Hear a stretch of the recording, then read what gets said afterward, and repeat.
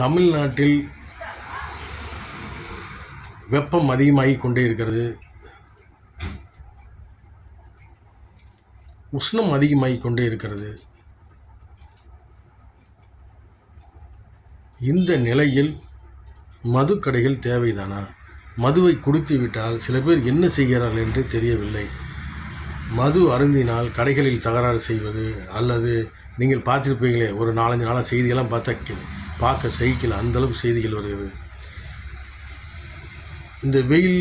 இந்த வெயிலின் உஷ்ணம் அதிகத்தாலும் மதுவின் தாக்கத்தாலும் ஒரு இளைஞர் சீர்கெட்டு போகிறார். அல்லது அவர்கள் என்ன செய்கிறோம் என்று கூட தெரியாமல் பிரச்சனைகள் ஈடுபடுகிறார்கள். அதனால் தமிழக அரசு இந்த வெயில் காலங்களில் மதுக்கடைகளை மூட வேண்டும். தமிழக இளைஞர்களை காப்பாற்ற வேண்டும். தமிழக அரசு சிந்திக்குமா? வெயில் காலங்களில் இவ்வளவு உஷ்ணமாக இருக்கும்போது தமிழ்நாட்டில் மது விற்பனை தேவைதானா? தமிழன் நன்றாக வாழ வேண்டும் என்று நினைத்தால் மதுக்கடைகளை மூடுங்கள்.